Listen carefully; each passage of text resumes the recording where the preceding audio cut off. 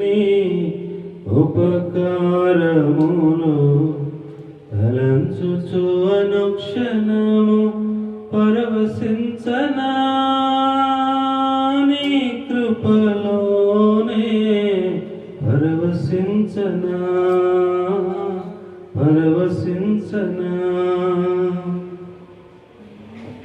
నా ప్రతి ప్రార్థనకు నీవిచ్చిన ఈవులే లెక్కకు మించిన దీవెనలైనాయి.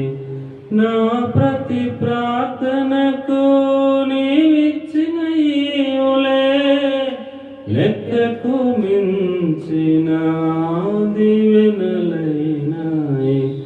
అడుగులు తడబడక నడిపినది నీ దివ్య వాక్యమే. కడలిని మించిన విశ్వాసమునిచ్చి విజయము చేకూర్చెను. అడుగులు తడబడక నడిపినది నీ దివ్య వాక్యమే. కడలిని మించిన విశ్వాసమునిచ్చి విజయము చేకూర్చెను. నీ వాక్యమే మకరందమై బలపరచెను నన్ను. నా యేసయ్య స్తుతిపాత్రుడా ఆరాధన నీకే. నీ వాక్యమే మకరందమై బలపరచెను నన్ను. నా యేసయ్య స్తుతిపాత్రుడా ఆరాధన నీకే. ఆరాధన నీకే. కృపాక్షేమము నీ శాశ్వత జీవము. నా జీవిత కాలమంతయు నీవు దయచేయువాడవు. మహోన్నతమైన నీ ఉపకారములు తలంచుచు అనుక్షణము పరవశించనా నీ కృపలోనే పరవశించనా.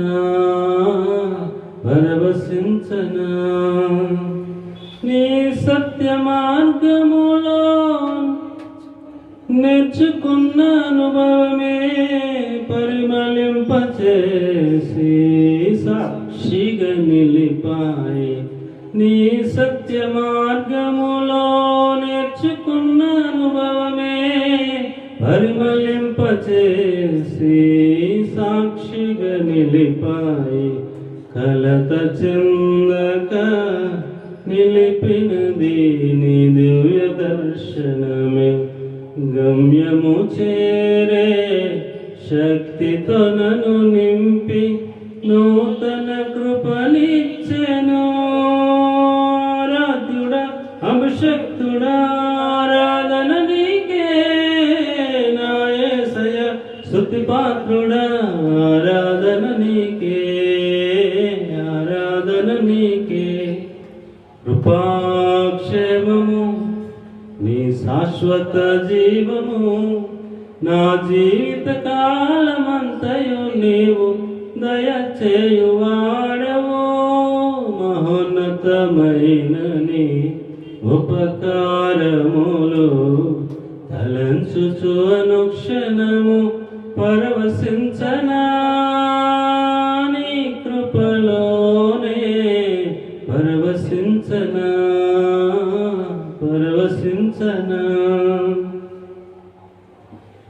నా ప్రాణ ప్రియుడా నన్నేలు మహారాజా.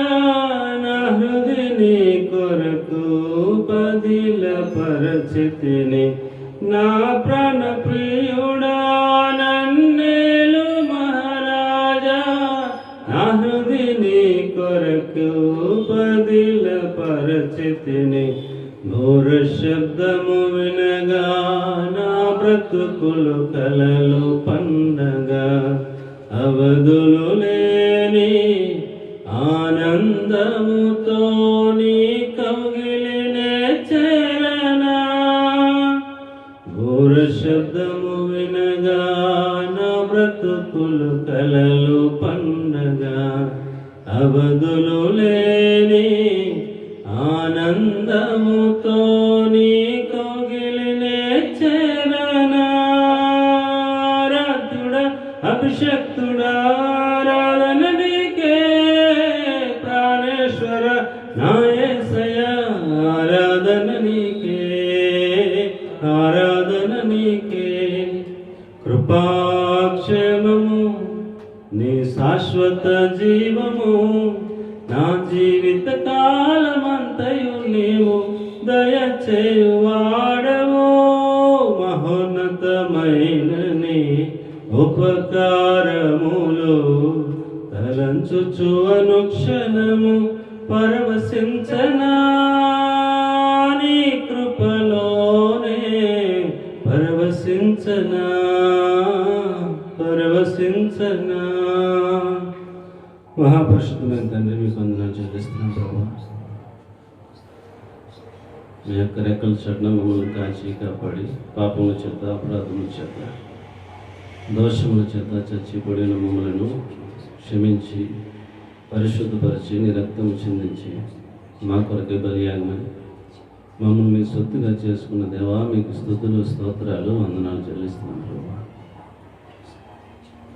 మా జీవితకాలం అంతా మేము మీకు రుణస్థులమే. మీరు చేసిన బలియాగములకై ఏమి ఇచ్చి మీరు నన్ను మేము తీర్చుకోలేము కానీ మా తండ్రి రక్షణ పాత్రను చేతపరుచుకుని మీ సన్నిధిలో సంగముగా చేరి మీ జనుల ఎదుట మీకు స్తుతులు స్తోత్రాలు సమర్పిస్తూ ఉన్నాం ప్రభువా. మా యొక్క ఆరాధన అందుకోమని మహిమ కలిగిన రాజు అయిన యేసయ్య పరిశుద్ధ నామములో మా ఆరాధన సమర్పిస్తున్నాం తండ్రి. ఆమేన్. ప్రభు అయిన యేసుక్రీస్తు నామములో కూడి వచ్చిన మీ అందరికీ నా వందనాలు తెలియజేస్తున్నానండి. ఈ దినము మన ధ్యానం నిమిత్తము రోమాపత్రిక 12వ అధ్యాయం 14వ అధ్యాయం 12వ వచనాన్ని చదువుతున్నాం. రోమాపత్రిక 14వ అధ్యాయం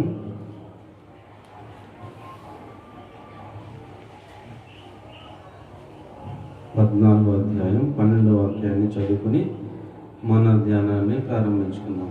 అనేక వారాలుగా ఇంచుమించుగా సంవత్సర కాలం అవుతున్నట్టుంది రోమాపత్రిక ధ్యానాలు మొదలుపెట్టాం. 14వ అధ్యాయంలో 12వ వాక్యాన్ని ఈ పూటకి ధ్యానం చేసుకుందాం. ప్రతి నాలుకయు దేవుని ప్రతి మోకాలను నా దేవుని ఎదుట వంగును, ప్రతి నాలుకయు దేవుని స్తుతించును అని ప్రభువు చెప్తున్నాడని వ్రాయబడి ఉన్నది. కనుక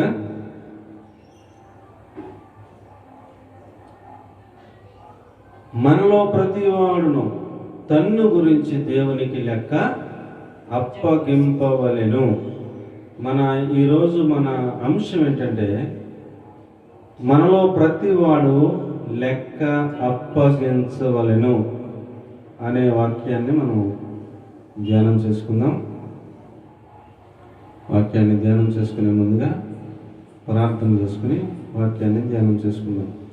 మహాపరిశుద్ధుడు మహోన్నతులైన మా ప్రభువా యేసయ్య మీకు వందనాలు స్తోత్రాలు చెల్లిస్తున్నాం తండ్రి. ఇప్పటి వరకు పాటల్లోనూ ఆరాధనలోనూ మాతో కూడా ఉండి మీ యొక్క నామాన్ని పాడి పోగొట్టడానికి ఆరాధించడానికి మా యొక్క స్తుతులపైన ఆశీర్వాదమైనందుకే మీకు స్తోత్రాలు వందనాలు చెల్లిస్తున్నాం తండ్రి. మీ యొక్క వాక్యాన్ని ధ్యానం చేసుకోబోతుండగా నీ నామం పేరు నిలబడి ఉన్న నేను మలుపుడు నిష్ప్రయోజకులను నన్ను మీ సిలువు చాటును మరుగుపరచమని నీ అగ్ని చేత నన్ను కాల్చి కుటుంబం వేసి నీ మాట తేటగా వినిపించబోరగా మార్చి మహిమ గల మీద రాకడ కొరకై నన్ను మమ్మల్ని సిద్ధపరిచి మీరే మహిమ పొందమని ప్రతి విధమైన ఆటంకాలను అడ్డులను వేసినామంలో వేళతో పెళ్ళగించి నాశనం చేస్తూ ఉన్నాం. నీ సన్నిధి కొరకై నీ పాదాల చెంత వేడుకుంటూ ఉండగా పరిశుద్ధాత్మదేవా మీరే మాతో మాట్లాడి మీ ఆత్మ కార్యం అందరిలో జరిగించి మహిమ పొందమని యేసయ్య పరిశుద్ధమైన నామములో ప్రార్థించి స్తుతించి అర్పించి వేడుకుంటున్నాం తండ్రి. ఆమేన్.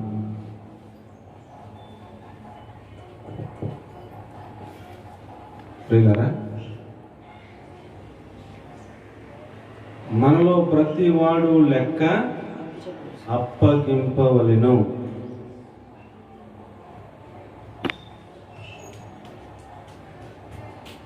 అనే మాట మనం ధ్యానం చేసుకుంటూ ఉన్నప్పుడు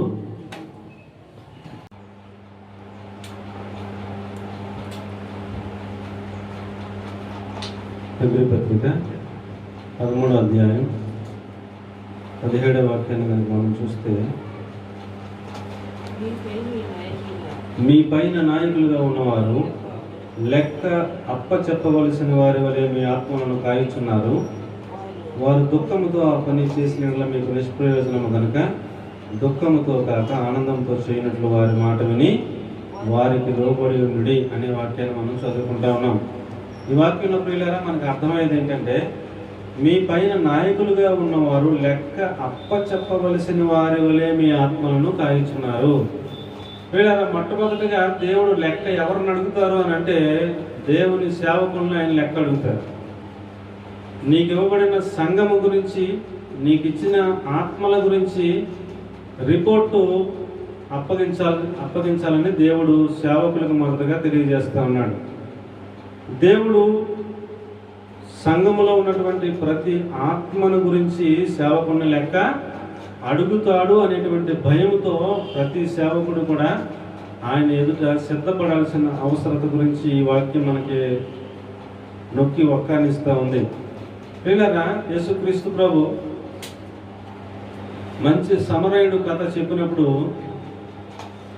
ఆ యొక్క దొంగలు వచ్చి ఆ యొక్క యెరూషలేము నుంచి వెళుతున్నటువంటి అతన్ని చితక్కొట్టి అతని వస్త్రములు దోచుకుని కొర ప్రాణంతో విడిచి వెళ్ళిపోయినప్పుడు ఆ మార్గం గుండా వచ్చిన మంచి సమరయుడు అతని గాయములను కట్టి అతనికి ద్రాక్ష రసమును అతని గాయముల మీద ద్రాక్ష రసము ఆయనకు పట్టించి నూనెను అతని గాయముల మీద పోసి గాయములు కట్టి అతన్ని పూటకోళ్ళవాణి ఇంటికి తీసుకుని వెళ్ళి పూటకోళ్ళవానికి అప్పగించి ఆ పూటకోళ్ళవాణితో ఆ మంచి సమరయుడు మాట్లాడుతూ అంటారు. లోకాసు వార్త 10వ అధ్యాయం 35వ వాక్యాన్ని కనుక మనం చూస్తే, లోకాసు వార్త 10వ అధ్యాయం 35వ వాక్యంలో చూసినట్లయితే ప్రియులారా,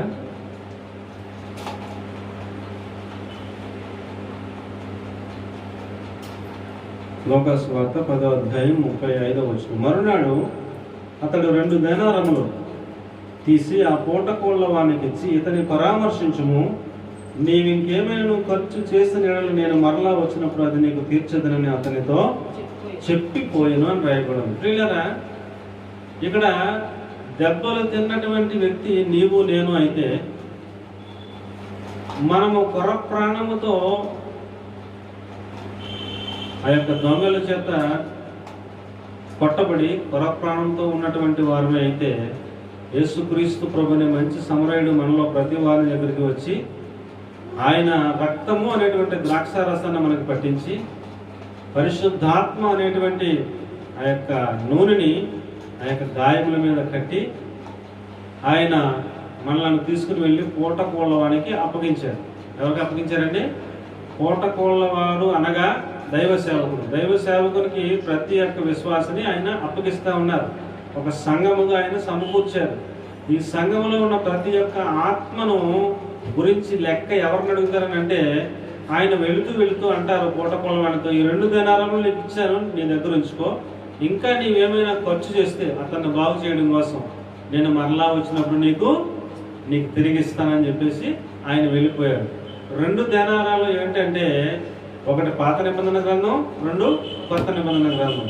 ఈ 2 దేనారాలు దైవ సేవకుడికి ఇచ్చి, దైవ సేవకునికి అనేక ఆత్మలను అప్పగించి, దేవుడు ఈ ఆత్మలను ముడతైనను మచ్చైనను కలంకమైనను అట్టిది మరి ఏదైనా లేక పరిశుద్ధపరచబడిన వారై వధువు సంఘంగా ఈ యొక్క సంఘస్థులందరినీ తయారు చేయమని దేవుడు ఆ పూటకోళ్ళవానికి చెప్పి, నేను మరలా వచ్చినప్పుడు నీకు ఏదైనా ఖర్చు అయితే నీకు నేను జీతాన్ని ఇస్తాను అని చెప్పేసి వెళ్ళిపోయారు. కాబట్టి ప్రియులారా, దైవ సేవకుడు లెక్క అప్పగించాలి. నాకు ఇవ్వబడిన ప్రతి ఆత్మను గురించి నేను లెక్క అప్పగించాలి అన్నట్టుగా ఆయన జీవితాన్ని జీవించి బాధ్యత కలిగిన వారుగా సేవ చేయాలి అనేది దేవుని యొక్క ఉద్దేశం. గలతీ పత్రిక 4వ అధ్యాయం 19వ వాక్యాన్ని కనుక చూస్తే, పౌలు గారు అంటారు, ప్రసవ వేదన నాకు కలుగుతూ ఉంది అంటారు.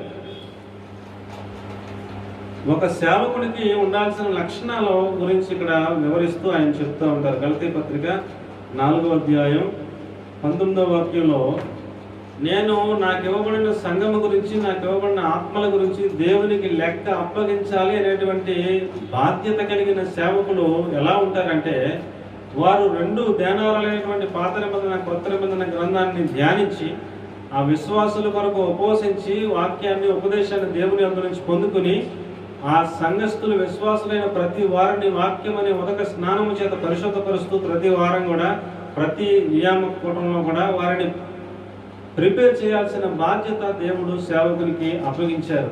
సేవకుడికున్న బాధ్యతల్లో ఆ యొక్క సంఘ విశ్వాసులందరి గురించిన భారం ఉంటుంది. ఆ భారాన్ని బట్టి ఆయన ఏం చేస్తారంటే 4:19లో, నా పిల్లలారా, క్రీస్తు స్వరూపం మీ యందు ఏర్పడే వరకు మీ విషయమే నాకు మరలా ప్రసవ వేదన కలుగుచున్నది అంటారు. పిల్లరా, ఒక సేవకునికి ఆయన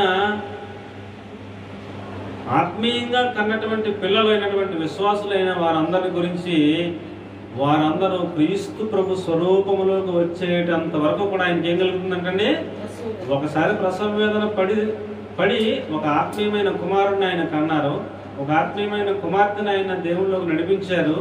ఎలాగున ఒకసారి ప్రసవ వేదన పడి అనేక ఆత్మలను దేవుడు ఎంతకు నడిపించినటువంటి ఆ దైవ సేవకుడు మరలా వారిలో ఏ స్వరూపం రావాలంటే, క్రీస్తు స్వరూపం మీ యందు ఏర్పడేటంత వరకు నాకేం కలుగుతుంది, మరలా ప్రసవ వేదన కలుగుతుంది అని చెప్తా ఉన్నారు.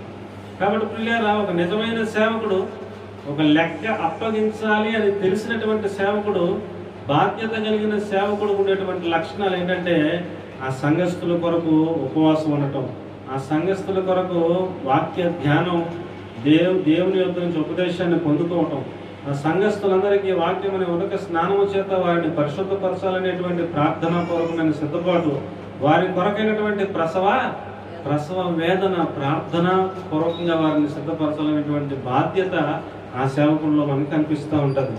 లెక్క అప్పగించాలి అనేటువంటి బాధ్యత కలిగిన సేవకుల్లో మాత్రమే ఈ లక్షణాలు మనం చూడగలం.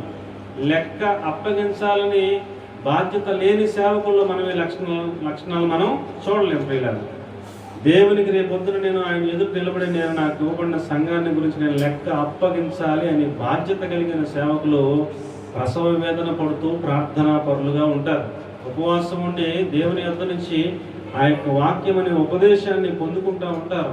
ఆ యొక్క సంఘస్థులందరికీ కూడా వాక్యం అనే ఉదక స్నానం చేత వారిని ముడతైనను మత్సైనట్టు మరి ఏదైనా లేని వారిగా వారిని క్రీస్తు స్వరూపంలోనికి తీసుకుని రావాలని ప్రార్థనా పూర్వకంగా వారు సిద్ధపడుతూ ఉంటారు. అలాగే 1వ దశలోనికి రాసిన పత్రిక 2వ అధ్యాయం 19వ వాక్యాన్ని కనుక చూస్తే అక్కడ పౌలు గారు చెప్తూ అంటారు, నాకు అతిశయమైన, నాకు కిరీటమైన మీరే కదా ప్రభు ఎదుట అని మాట్లాడుతూ ఉంటారు.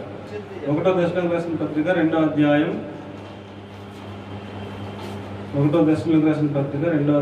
19వ వాక్యాన్ని కనుక మనం చూస్తే ప్రియులారా, ఎలాగనగా మా నిరీక్షణ అయినను ఆనందమైనను అతిశయ కిరీటమైనను ఏది, మన ప్రభు అయిన యేసు యొక్క రాకడ సమయమున ఆయన ఎదుట మీరే కదా అని మాట్లాడుతూ ఉంటారు. 1వ దశలోనికి రాసిన పత్రిక 2వ అధ్యాయం 19వ వచనం,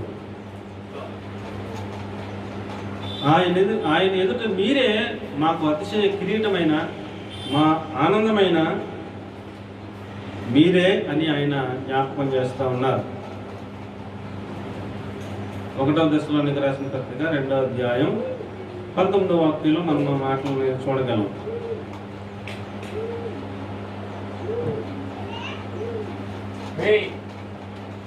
అలాగే అదే 1వ దశలోనికి రాసిన పత్రిక 1వ అధ్యాయం 2వ వాక్యాన్ని కనుక మనం చూస్తే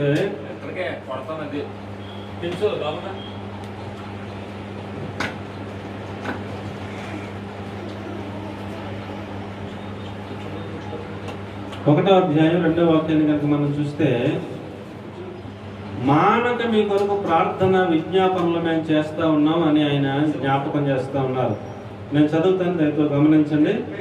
విశ్వాసంతో కూడిన మీ పనిని, ప్రేమతో కూడిన మీ ప్రయాసమును, మన ప్రభు అయిన యేసు క్రీస్తునందరి నిరీక్షణతో కూడిన మీ ఓర్పును మేము మన తండ్రి అయిన దేవుని ఎదుట మానక జ్ఞాపకం చేసుకొనుచు మా ప్రార్థన లేదు మీ విషయమై విజ్ఞాపనము చేయుచు మీ అందరి నిమిత్తం ఎల్లప్పుడూ దేవునికి కృతజ్ఞతాస్తుతులు చెల్లిస్తూ ఉన్నాము అని మాట్లాడుతూ ఉన్నారు. కాబట్టి ప్రియులారా, ఒక లెక్క అప్పగించాలి అనే బాధ్యత కలిగినటువంటి సేవకుడికి ఉండే లక్షణాలు ఏంటంటే, ఆ సేవకుడు ఉపవాసం ఉంటాడు, ఆ సేవకుడు దేవుని యొద్ద నుంచి ఉపదేశాన్ని పొందుకోవడానికి సిద్ధపడతారు, ఆ సేవకుడు సంఘస్థులందరికీ వాక్యమనే ఉదక స్నానము చేత ముడత అయిన మచ్చ అయిన లేకుండా పవిత్రపరచడానికి కొరకే ప్రార్థనాపూర్వకంగా విజ్ఞాపన చేస్తూ ఆయన సిద్ధపడుతూ ఉంటారు. అలాగున సంఘస్థులందరి నిమిత్తము కన్నీళ్లు కార్చి ప్రార్థించే ఆ లక్షణాలు ఉన్నటువంటి వారు లెక్క అప్పగించాలనే భయం ఉన్నటువంటి సేవకులు అనే విషయాన్ని నేను మీకు జ్ఞాపకం చేస్తూ ఉన్నాను. అలాగే ఆ వారు సంఘస్థులందరి విషయమై దేవుడు చేసిన మేళ్ళన్నీ తలంచుకొని కృతజ్ఞతాస్తుతులు కూడా చెల్లిస్తూ ఉంటారట ఎల్లప్పుడూ. అలాగే కొలసీలకు రాస్తూ 1వ అధ్యాయం 9వ వాక్యంలో పౌలు గారు మాట్లాడుతూ, అందుచేత ఈ సంగతి వినిన నాటి నుండి మేమును మీ నిమిత్తము ప్రార్థన చేయుట మానక మీరు సంపూర్ణ జ్ఞానమును ఆత్మ సంబంధమైన వివేకమును కలవారై ఆయన చిత్తమును పూర్ణముగా గ్రహించిన వారినై ప్రతి సత్కార్యంలో సఫలమగుచు దేవుని విషయమైన జ్ఞానమందు అభివృద్ధి పొందుచు అన్ని విషయములలో ప్రభువును సంతోషపెట్టినట్లు ఆయనకు తగినట్టుగా నడుచుకుని వాళ్ళని ఆనందంతో కూడిన పూర్ణమైన ఓర్పును దీర్ఘశాంతమును కనపరుచున్నట్లు ఆయన మహిమ శక్తిని బట్టి సంపూర్ణ బలముతో బలపరచబడవాలని ఇదంతా చెబుతూ 12వ వాక్యాలు అంటారు, దేవునికి కృతజ్ఞతాస్తుతులు చెల్లించాలని బతిమాలుకుంటున్నాము అంటాడు. కాబట్టి ప్రియులారా, ఒక సంఘములో ఉండే ఒక విశ్వాసిని క్రీస్తు స్వరూపములోనికి తీసుకుని రావాలి అనే తాపత్రయం ఆ సేవకుల్లో మనకు కనపడుతూ ఉంటుంది. వారు విజ్ఞాపన చేసేవారుగా ఎదగాలి, ప్రార్థనా పరులుగా ఎదగాలి, పరిశుద్ధమైనటువంటి వారుగా వారు తయారవ్వాలి, క్రీస్తు స్వరూపము వారు యందు ఏర్పడాలి అనేటువంటి తాపత్రయం కలిగి నాకు అప్పగించబడిన ఆత్మల విషయమై నేను దేవునికి లెక్క అప్పగించాలి అనే ఆ యొక్క బాధ్యతతో ఆ సేవకుడు ఉపవాసం ఉంటాడు. ఆ సేవకుడు కన్నీళ్ళు కార్చి ప్రార్థన చేస్తూ ఉండే అలవాటు కలిగి ఉంటారు. ఆ సేవకుడు ఆ విశ్వాసుల ఎడల దేవుడు వారికి చేసిన మేళ్ళని తలంచుకుని కృతజ్ఞతాస్తుతులు చెల్లిస్తూ ఉంటారు. దేవునికి నేను లెక్క అప్పగించాలని నాకు ఇవ్వబడిన సంఘాన్ని బట్టి అని వారు ఎంతో భయభక్తులతో వారు లెక్క అప్పగించవలసిన వారి వలె ఆ సంఘమును కాయుచున్నారు అనే సత్యాన్ని ఎరిగి, విశ్వాసులారా, మీరు మీ సేవకుని ఏడ్చేటట్టుగా కాకుండా వారు సంతోషపడేటట్టుగా వారి మాట విని వారికి లోబడి ఉండండి అని సంఘానికి తెలియజేస్తూ హెబ్రీ పత్రికలో పౌలు గారు ఆ మాటలను మనకి జ్ఞాపకం చేస్తూ ఉన్నారు. అపోస్తల కార్యాల గ్రంథం 20వ అధ్యాయం 31వ వాక్యం కనుక మనం చూస్తే ప్రియులారా, కన్నీళ్లు విడిచుచు రాత్రింబగల్లో మానక బుద్ధి చెప్పాను అంటాడు ఆయన. కన్నీళ్లు విడిచాడట. ఎవరి కోసం? సంఘస్థులందరూ కూడా బుద్ధిమంతులు అవ్వాలని. ఎందుకంటే ఎందుకు ఏడుస్తున్నాడంటే ఆయన కోసం కాదు, ఆయనకి ఉన్నటువంటి అక్కర్ల కోసం కాదు, ఆయనకు ఉన్నటువంటి అవసరాల కోసం కాదు, ఆయన గురించి కాదట కన్నీళ్లు కార్చింది. ఎవరి కోసం అంటే సంఘ బిడ్డలు బుద్ధిమంతులు అవ్వాలి, సంఘ బిడ్డలు క్రీస్తు స్వరూపంలోకి రావాలి అని దేవుని సన్నిధిలో మానక కన్నీళ్లు విడుచుచు రాత్రింబగల్లో బుద్ధి చెప్పాను అని చెప్పేసి చెప్తూ ఉంటారు. అపోస్తల కార్యాలు 20వ అధ్యాయం 31వ వాక్యాన్ని చదువుకున్నాం. అపోస్తల కార్యాలు 20వ అధ్యాయం 31వ వచనం. కావున నేను 3 సంవత్సరంలో రాత్రింబగల్లో కన్నీళ్లు విడుచుచు ప్రతి మనుషునికి మానక బుద్ధి చెప్పుతున్నని మీరు జ్ఞాపకము చేసుకొని మెలకువగా ఉండుడి అని చెప్తూ ఉంటారు. అండి, మీకు దొరికిందా వాక్యం? కావున నేను 3 సంవత్సరంలో రాత్రింబగల్లో కన్నీళ్లు విడుచుచు, రాత్రి ఏడుస్తున్నారంట, పగలు కూడా ఏడుస్తున్నారంట. ఎన్ని సంవత్సరాలండి? 3 సంవత్సరాల కన్నీళ్లు కారిస్తే ఏడిస్తే ఆ సంఘం కట్టబడింది అనే సత్యాన్ని ఆయన వారికి జ్ఞాపకం చేస్తూ ఉన్నారు. కాబట్టి పిల్లరా, ఒక దైవ సేవకుడు మొదటగా లెక్క అప్పగించవలసిన బాధ్యత కలిగిన వాడు అనే సత్యాన్ని మనం ఎరగాలి. ఏమండి, మొదటి పాయింట్ ఏంటి చెప్పండి? లెక్క ఎవరు అప్పగించాలి? ఒక దైవ సేవకుడు తనకి దేవుడిచ్చినటువంటి సంఘం విషయంలో సంఘములో ఉన్న ప్రతి ఒక్క ఆత్మను గురించి కూడా ఏమని చెప్పాలంట, లెక్క అప్పగించవలసిన బాధ్యత ఉన్నది అనే సత్యాన్ని దేవుడు తెలియజేస్తా ఉన్నాడు. మంచిది. మొదటి పాయింట్ ఏంటని అడిగితే, సంఘము గురించిన లెక్క సేవకుడు చెప్పాలి. ఎవరు చెప్పాలండి? సంఘం గురించిన లెక్క ఎవరు చెప్పాలి? సేవకుడు చెప్పాలి. అది దేవుడు ఇస్తున్నటువంటి ఉపదేశం. రెండవ లెక్క ఎవరు చెప్పాలి అంటే, గృహ నిర్వాహకత్వపు లెక్క చెప్పాలట. ఏం లెక్కండి? గృహ నిర్వాహకత్వపు లెక్క చెప్పాలి. లోకాసు వార్త 16వ అధ్యాయం, లోకాసు వార్త 16వ అధ్యాయం 2వ వచనం నుంచి మనం 10వ వచనం వరకు కూడా మనం చదువుదాం. ఒక వచనం నేను చదువుతాను, ఇంకొక వచనం మీరు చదవండి. ఇంకో వచనం మీరు చదవాలి. ఒక వచనం నేను చదువుతాను, ఇంకో వచనం మీరు చదవాలి. లోకాసు వార్త 16వ అధ్యాయం 2వ వాక్యం. అతడు వాడిని పిలిపించి, నిన్ను గూర్చి నేను వినుచున్న ఈ మాట ఏమిటి? నీ గృహ నిర్వాహకత్వపు లెక్క అప్పగించము. నీవు ఇక మీదట గృహ నిర్వాహకుడు ఉండ వల్ల కాదని వాడితో చెప్పారు.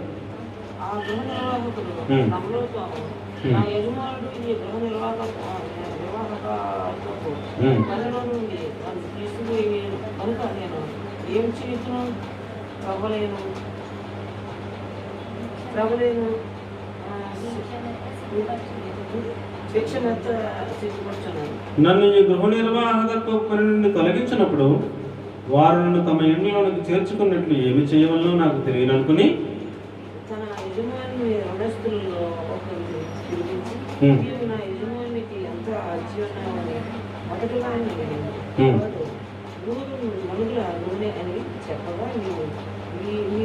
తీసుకొని త్వరగా కూర్చుండి 50 మనుగుల రాసుకుంటాను వాటితో చెప్పింది. తర్వాత వాడు, నీవు ఎంత అత్యున్నావు అని మరి ఒకరిని అడిగగా వాడు 100 తూముల గోధుమలను చెప్పినప్పుడు వానితో, నీవు నీ చీటి తీసుకుని 80 తూములను రాసుకోమని చెప్పింది. అన్యాయస్తుడైన ఆ గృహ నిర్వాహకుడు నడుచుకొని యజమానుడు వారిని మెచ్చుకొని, వెలుగు సంబంధుల కంటే ఈ లోక సంబంధులు తమను బట్టి చూడగా యుక్తులై ఉన్నారు. అన్యాయం సిరి వల్ల మీకు స్నేహితులను సంపాదించుకుని, ఎందుకనగా ఆ సిరి మిమ్మల్ని వదిలిపోయినప్పుడు వారు నిత్యమైన నివాసంలో మిమ్మల్ని చేర్చుకుందని మీతో చెప్పుచున్నాను అని చెప్పి, దాని సారాంశం మనం 2వ వచనం నుంచి 9వ వచనం వరకు 10వ వచనం 9వ వచనం వరకు చదువుకున్న సారాంశం అంతటిని ఇక్కడ 10వ వచనంలో చెప్తున్నారు. మిక్కిలి కొంచెములో నమ్మకముగా ఉండేవాడు ఎక్కువలోనూ నమ్మకంగా ఉన్నాడు. మిక్కిలి కొంచెంలో అన్యాయముగా ఉండేవాడు ఎక్కువలోనూ అన్యాయముగా ఉండును అనేటువంటి ఒక సూత్రాన్ని యేసు ప్రభు మనకి తెలియజేస్తా ఉన్నారు. కాబట్టి ప్రియులారా, గృహ నిర్వాహకత్వపు లెక్క చెప్పాలి. గృహము అనగా ఎవరుంటారు? భర్త, భార్య, పిల్లలు, మనవలు, ఒకవేళ ఉంటే తాతయ్య, మామలు, వీళ్ళందరూ కూడా ఉండేదాన్ని ఏమంటారు? గృహము అంటారు.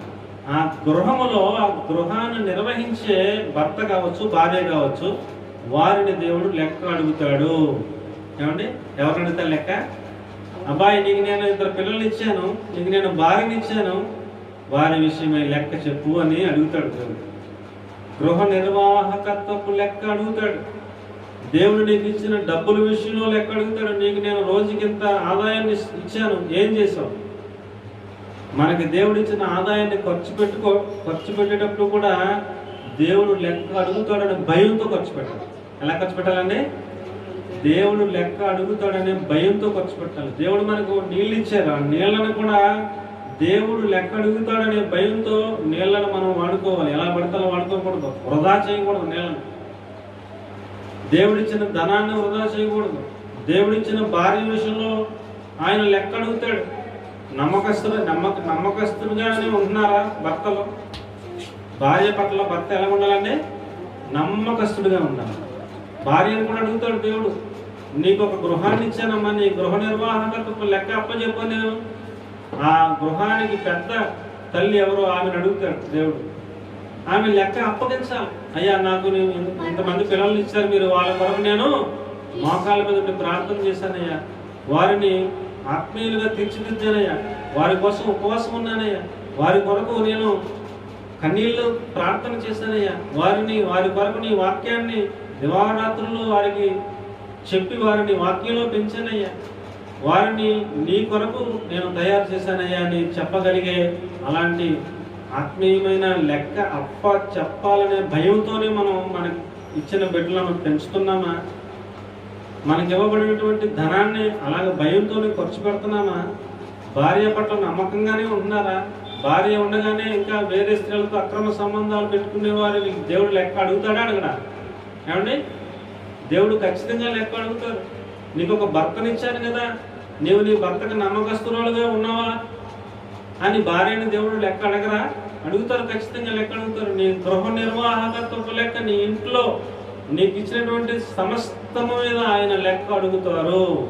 నమ్మకంగా మనం లెక్క అడుగుతారనే భయంతో మనం మన ఇంటి గృహ నిర్వాహకత్వ పనులన్నీ కూడా మనం చేసుకోవాల్సిన అవసరం ఉంది అనే విషయాన్ని నేను మీకు జ్ఞాపకం చేస్తూ ఉన్నాను. ఎఫెసీ పత్రిక 5వ అధ్యాయం 22వ వాక్యాన్ని కనుక చూస్తే, మీ సొంత పురుషులకు లోబడి ఉండండి అని ఆయన వాక్యం తెలియజేస్తూ ఉంది. ఎలా ఉండాలంటే సొంత పురుషులకు లోబడి ఉండండి అని ఆయన వాక్యం తెలియజేస్తూ ఉన్నప్పుడు, లోబడి లేకపోతే ఆయన లెక్క అడగరా? ఏమండి, సొంత పురుషులకు లోబడి కనుక ఉండకపోతే, విధేయురాలుగా ఉండకపోతే, మాట వినే స్వభావం లేకపోతే దేవుడు లెక్క అడుగుతారా? అడగరా? ఖచ్చితంగా ఆయన లెక్క అడుగుతారు. ప్రతి భార్యని ఆయన లెక్క అడుగుతారు. అలాగే ఎఫెసీ 5:22లో మీకు ఆ మాట కనపడుతుంది. 5:28లో చూస్తే, మీ సొంత శరీరం వలె మీ భార్యలను కూడా మీరు ప్రేమించండి అని దేవుడు పురుషులకు ఆజ్ఞాపించారు.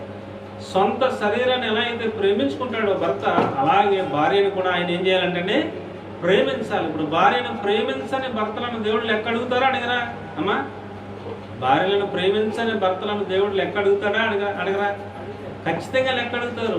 ఆయన శరీరాన్ని ఆయన ఎలా అయితే ప్రేమించుకుంటున్నారో అలాగనే భార్య శరీరాన్ని కూడా ఆయన ఏం చేయాలంటే అలాగే తన శరీరం వలె, ఆయనకి ఏదైనా దెబ్బ తగిలితే ఎంతగా అల్లాడిపోతాడో అలాగే భార్యకు కూడా ఏదైనా తగిలితే అలాగే స్పందించి వెంటనే ఆయన దాని ప్రేమించాలి భార్యను అనే విషయాన్ని దేవుడు జ్ఞాపకం చేస్తూ ఉన్నాడు. భర్తకు ఏదైనా దెబ్బ తగిలినా, ఏదైనా అనారోగ్యం వచ్చినా వెంటనే ఆయన మందులు తెచ్చుకుంటారు, వేసేసుకుంటారు. భార్యకి ఏదైనా వస్తే చాలామంది భర్తలు ఏం చేస్తారండి, పట్టించుకోరు. చిన్నదే కదా, దగ్గే కదా, రొంపే కదా, పర్వాలేదు అన్నట్టుగా అశ్రద్ధ చేస్తూ ఉంటారు. అలాగే మనం చేయక దేవునికి లెక్క అప్పగించవలెను అన్న భయముతో భార్యను ప్రేమించాలి. భార్య అయితే భర్తకి ఎలా ఉండాలంటే లోబడి ఉండాలి. దేవుడు లెక్క అడుగుతాడు, ఎదురించకూడదు అనే భయంతో లోబడి ఉండాలి. ఇవన్నీ కూడా దేవుడు ఒకానొక రోజున మనలను లెక్క అడుగుతారు. పిల్లలకి ఏం చెప్పారు దేవుడు? మీ తల్లిదండ్రులకు లోబడి ఉండు పిల్లలారా అని దేవుని వాక్యం తెలియజేస్తూ ఉంది. పిల్లలు తల్లిదండ్రులకు లోబడి లేకపోతే లెక్క అడుగుతారా? అడగరా? దేవుడు ఖచ్చితంగా ఆయన లెక్క అడుగుతారు. ప్రతి పిల్లవాడిని కూడా నీ గృహ నిర్వాహకత్వ లెక్క అప్పచెప్పరా అబ్బాయి, అమ్మాయి నీ లెక్క అప్పచెప్పని దేవుడు అడిగితే ఏం చెప్పగలం? నేను నా తండ్రికి లోబడ్డాను దేవా, మా అమ్మగారు చెప్పిన ప్రతి మాటకి నేను లోబడ్డాను దేవా, వాళ్ళు ఎలా చెప్తారో నడుచుకున్నాను దేవా ధైర్యంగా చెప్పగలమా? అలాగే చెప్పగలిగేటట్టుగా లెక్క అప్పగించాలన్న భయంతో మనం గృహ నిర్వాహకత్వపు లెక్క విషయంలో జాగ్రత్తగా మనం జీవించాల్సిన అవసరం ఉంది. ప్రతి విషయంలో మనం లెక్క అప్పగించవలెను అనే స్పృహ కలిగిన వారమై మనం ప్రతి పని కూడా చేయాలి అని ప్రభు పేరట నేను మీకు జ్ఞాపకం చేస్తూ ఉన్నాను. 1 కొరింథీ 7వ అధ్యాయం 2వ వాక్యంలో చెప్తూ పౌలు గారు సొంత భార్య ఉండాలి. ప్రతి వాడికి కూడా ఎవరు ఉండాలంటే సొంత భార్య ఉండాలి. ప్రతి స్త్రీకి కూడా సొంత భర్త ఉండాలి. ఆ మాటలోనే మనకు అర్థమవుతుంది. సొంతము అంటే ఏంటంటే సొంత భర్త, సొంత భార్య అంటే వేరే వ్యక్తితో నాకు సంబంధం లేదు అని అర్థం. అంతేనండి, నా భార్య నా సొంతం, నా భర్త నా సొంతం, అంతవరకే. వేరే వాళ్ళతో నాకు సంబంధం లేదు అన్నట్టుగా పరిశుద్ధతను కాపాడుకోవలసిన అవసరత గురించి ఆయన మనకు నొక్కి తెలియజేస్తూ ఉన్నారు. యవనస్తులను ఆయన లెక్క అడుగుతారా? అడగరంటారా? ఏమండి, నీకు ఒక జీవితాన్ని నేను ఇచ్చాను, నీకు వివాహ వయసు వచ్చేంత వరకు కూడా నీవు పరిశుద్ధతను కాపాడుకున్నావా లేదా ఆయన లెక్క అడుగుతారు? అడగరా? నీ గృహ నిర్వాహకత్వం లెక్క అప్పచెప్పమని ఆయన అడుగుతారు. ఏం చెప్పగలం? పరిశుద్ధతను కాపాడుకుంటే, అయ్యా నీవు నాకు ఇచ్చినటువంటి ఈ జీవితాన్ని పరిశుద్ధంగా కాపాడుకున్నాను దేవా అని చెప్పగలుగుతాం. కాబట్టి ప్రియులైనా, చిన్నపిల్లలైనా యవనస్తులైనా పెద్దవారైనా దేవుడిచ్చిన ఆర్థిక వనరులను బట్టి లెక్క చెప్పాలి, దేవుడిచ్చిన నీళ్ళను బట్టి, దేవుడిచ్చినటువంటి వస్తువులను బట్టి లెక్క చెప్పాలి.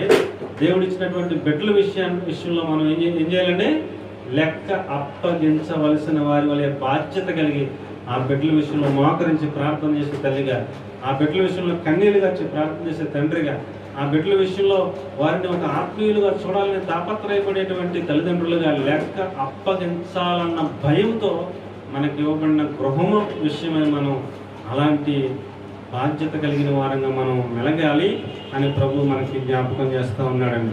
యోగు భక్తుని అంటారు, నాకు ఒక భార్యనిచ్చాడు దేవుడు, అలాంటప్పుడు నేను కన్యకను నా కళ్ళతో ఎలాగూ చూతును అంటాడు. మంచి ఆయన స్టేట్మెంట్ ఇస్తారు. యోగు గ్రంథం 31వ అధ్యాయం 1వ వాక్యాన్ని కనుక మనం చూస్తే, కన్యకను నేను ఎలాగో చూతును అంటాడు ఆయన. అంటే నా కళ్ళతో నేను నిబంధన చేసుకుని ఉన్నాను. త్వరగా తీయాలం.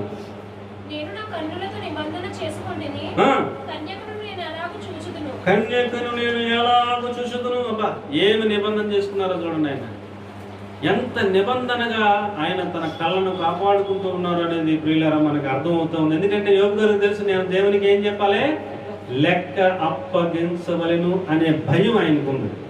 ఆ భయం కలిగిన వారు ఏది పడితే చూడలేరు, అపవిత్రమైన వాటిని చూడలేరు, పాపములో పడలేరు. ఏమండి, తన శరీరమును ఆ యొక్క అపవిత్రత అంటకుండా వారు చాలా జాగ్రత్తగా లెక్క అప్పగించవలసిన వారి వలె వారు చాలా జాగ్రత్తగా వారు తమ జీవితాన్ని జీవించడానికై సిద్ధపాటు కలిగి ఉంటారనే సత్యాన్ని నేను మీకు జ్ఞాపకం చేస్తూ ఉన్నాను. యోగు భక్తుడు తన 10 మంది పిల్లల నిమిత్తమై ఎంతో లెక్క అప్పగించవలసిన వాని వలె ఆయన ప్రవర్తిస్తూ ఉన్నాడు. 10 మంది పిల్లల్ని ప్రతిరోజు పిలుస్తారట. ఒక బిడ్డ ఇంటికి 10 మంది వస్తారు. వచ్చినప్పుడు వాళ్ళ 10 మంది ఆ ఇంటి దగ్గర భోజనం చేస్తారు. వారి నిమిత్తం ఇంకా తెల్లవారికి ముందు యోగు గారు లేచి ఒక్కొక్కరి నిమిత్తం ఆయన ప్రార్థన చేసి దహనబలి అర్పించి, ప్రభువా, ఈ 10 మంది పిల్లల్లో ఒకవేళ ఎవరైనా పాపం చేసి ఉంటే కనుక నీవు వారిని మన్నించి క్షమించు ప్రభు అని వారి నిమిత్తం దహనబలి అర్పించి, వారి నిమిత్తం ప్రార్థన చేసి, వారి నిమిత్తం ఎంతో బాధ్యత కలిగిన వాడిగా దేవుని సన్నిధిలో వారిని పెంచాడు. దేవునికి స్తోత్రం కలుగును గాక. హల్లెలూయా. దగ్గరగా చెప్దాం, దేవునికి మహిమ కలుగును గాక. హల్లెలూయా. కాబట్టి ప్రియులారా, యోబు గ్రంథం 1వ అధ్యాయం 5వ వాక్యాన్ని కనుక మనం చూస్తే, యోబు గ్రంథం 1వ అధ్యాయం 5వ వచనంలో మనం చూసినట్లయితే, వారి విందు దినములు పూర్తి కాగా యోబు తన కుమారుడు పాపము చేసి వారి హృదయంలో దేవుని దూషించలేమో అని వారిని పిలువనంపించి వారిని పవిత్రపరిచి అరుణోదయమును లేచి వారిలో ఒక్కొక్కరి నిమిత్తమై దహన బలి అర్పించుచూ వచ్చెను. యోబు నిత్యము అలాగున, నిత్యము అనే మాట వచ్చిందనంటే ప్రతి దినము ఆయన అరుణోదయమును, ఇంకా సూర్యము ఇంకా ఉదయించకుండానే, సూర్యోదయం కాకుండానే ఆయన లేచి ప్రతిరోజు 10 మంది పిల్లల కోసం ఆయన దేవుని సన్నిధిలో దహన బలి అర్పిస్తూ, వారి పాపాలు ఏమన్నా ఒకవేళ చేశారేమో ప్రభు వారిని క్షమించి మన్నించి ప్రభు అని వారిని పవిత్రపరుస్తూ ఉండేవారట. అలాంటి లెక్క అప్ప చెప్పాలనే బాధ్యత కలిగిన తల్లిగా, బాధ్యత కలిగిన తండ్రిగా మనం దేవుని సన్నిధిలో సిద్ధపడుతున్నామా అని ఒకసారి మనల్ని మనం పరిశీలన చేసుకోవాల్సిన అవసరం ఉందని ప్రభు పేరట నేను మీకు జ్ఞాపకం చేస్తూ ఉన్నాను. ఏమండి, దేవుడు ఆర్థిక విషయాలలో కూడా లెక్క అడుగుతారు. ఆయనకి ఆర్థిక విషయాల గురించి ఎందుకండి? డబ్బులు ఎంతో కొంత వస్తూ ఉంటాయి, ఎంతో కొంత మేము ఖర్చు పెట్టుకుంటూ ఉంటాం. మా జీతం మా ఇష్టం, మా ఉద్యోగం మా ఇష్టం వచ్చినట్టు ఖర్చు పెట్టుకుంటాం, మాకు కావాల్సింది కొనుక్కుంటాం, మాకు ఇష్టమైతే దశంభాగం ఇస్తాం, లేకపోతే లేదు, మాకు ఇష్టమైతే కానుకిస్తాం, లేకపోతే లేదు. ఇవన్నీ దేవుడికి ఎందుకు లెక్కను అడుగుతారు అని మనం అనుకుంటే అది మన అవగాహన రాహిత్యమే. ప్రియులారా, దేవుడు ఆర్థిక విషయాల గురించి కూడా పట్టించుకుంటారు. ఆయన లెక్క అడుగుతారనే సత్యాన్ని మనం ఎరగాల్సిన అవసరతను గురించి నేను మీకు జ్ఞాపకం చేస్తా ఉన్నాను. అపోస్తలుల కార్యాల గ్రంథం 5వ అధ్యాయం 8వ వాక్యాన్ని కనుక మనం చూస్తే ప్రియులారా, అక్కడ అననీయ సఫీరా అనేటువంటి 2 భార్యాభర్తలు దేవునికి, ఆయన మందిరానికి మనకున్నటువంటి పొలాన్ని అమ్మి ఆ పొలాన్ని అమ్మితే వచ్చిన డబ్బులు దేవుని మందిరంలో అపోస్తలుల పాదముల యొద్ద పెడదామని ఇద్దరు ఆలోచన చేసుకున్నారు. మంచి ఆలోచనే. వాళ్ళు అమ్మితే ఒక 5 లక్షలు వస్తుందని వారు అనుకున్నారు అనుకుందాం మనం. 5 లక్షలు వస్తుంది అనుకుని బేరం పెడితే 10 లక్షలు కొనుక్కున్నారు ఎవరు. ఇప్పుడు వాళ్ళు ఎంత వస్తుంది అనుకున్నారు అండి? ఎంత వస్తుంది అనుకున్నారు? ఒక 5 లక్షలు వస్తుందని అనుకున్నారు. కానీ ఎంత వచ్చింది? 10 లక్షలు వచ్చేసింది.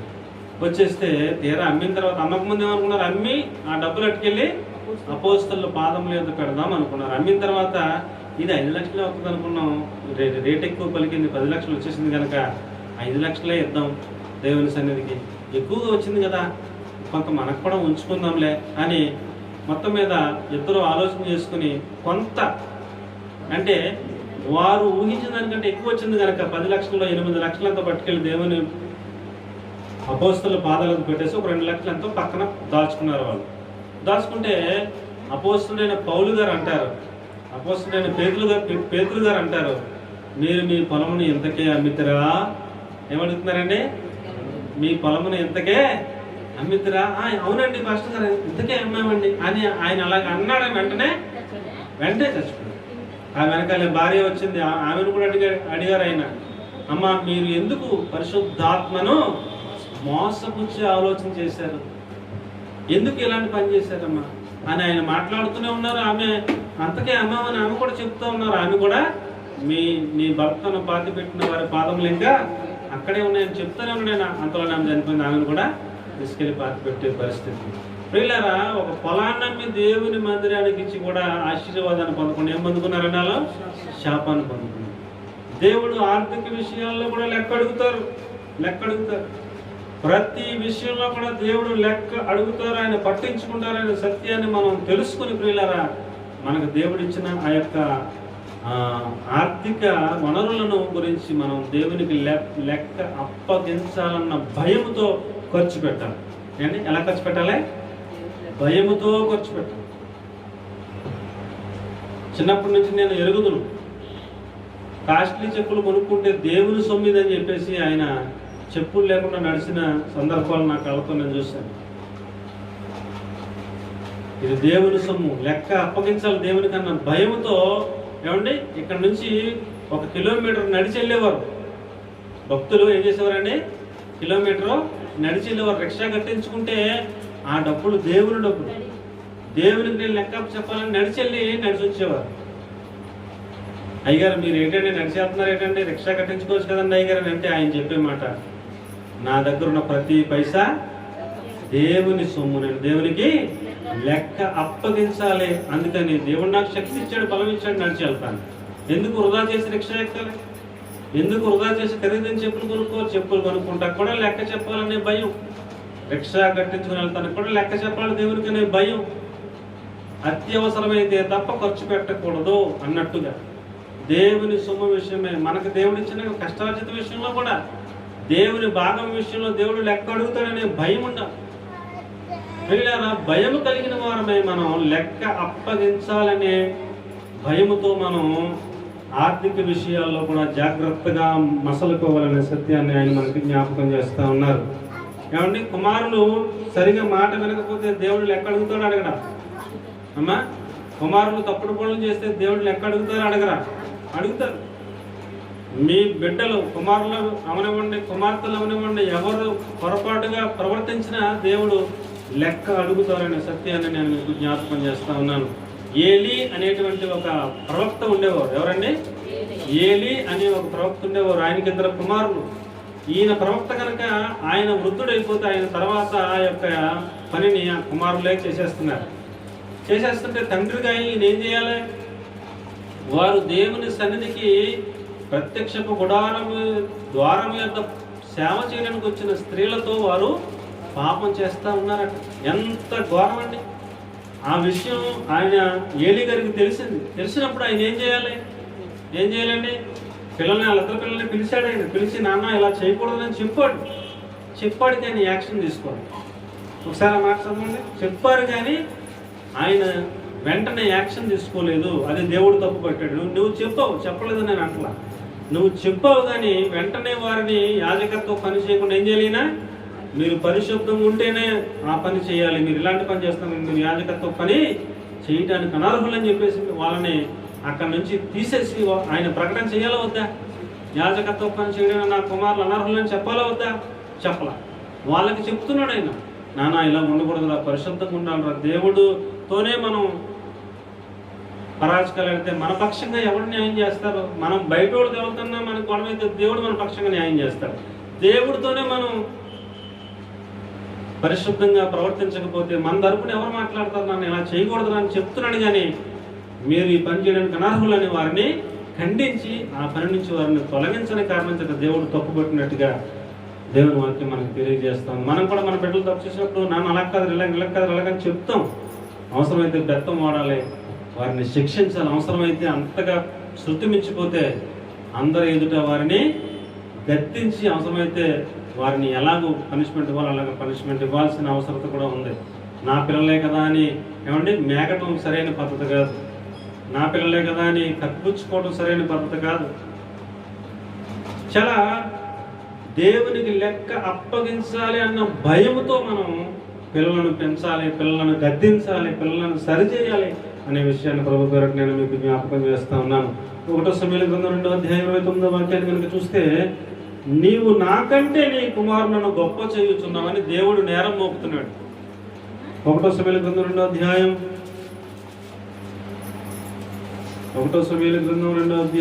29వ వాక్యం, నా నివాస స్థలమునకు నేను నిర్ణయించిన బలి నైవేద్యములను మీరు ఎలా తృణీకరించున్నారు? మిమ్మల్ని పొగబెట్టుకుంటకై నా జనులకు ఇశ్రాయేలు చేయు నైవేద్యములలో శ్రేష్ఠ భాగములను పట్టుకొనుచు నాకంటే నీ కుమారులను నీవు గొప్ప చేయుచున్నావు. అది నేరం. దేవుని కంటే కూడా ఇప్పుడు ఏలీ కుమారులను ఏం చేస్తున్నారంట? గొప్ప చేస్తున్నాడు. లోపల వాళ్ళు చేస్తున్న తప్పులను ఆయన ఖండించి బుద్ధి చెప్పి ఆ యొక్క పని చేయకుండా వారిని నిరోధించకుండా వారికి చెప్తున్నాడు అంతే. కానీ ఆయన చేయాల్సిన ఆజ్ఞ వారిని ఖండించాల్సిన రీతిలో ఖండించలేదు అనే సత్యాన్ని నేను మీకు జ్ఞాపకం చేస్తా ఉన్నాను. అంతకు ముందు వాక్యం చూడండి,